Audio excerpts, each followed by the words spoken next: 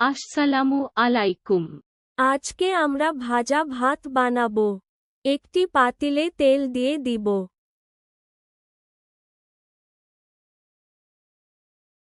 তারপর কিছু পেঁয়াজ দিয়ে দিব।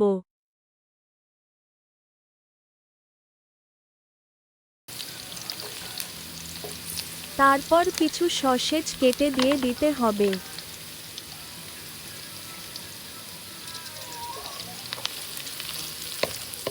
তারপর 2 কাপের মতো ঠান্ডা ভাত দিয়ে দিব।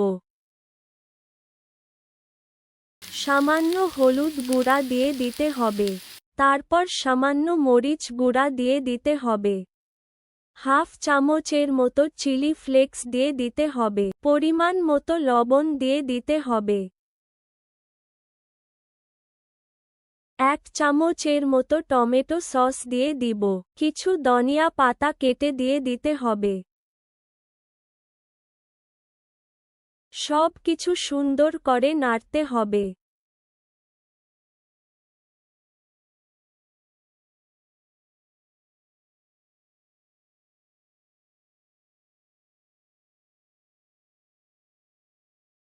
তারপর আমরা ডিম ভেজে ডিম দিয়ে গরম গরম ভাজা ভাত দিয়ে খাবো।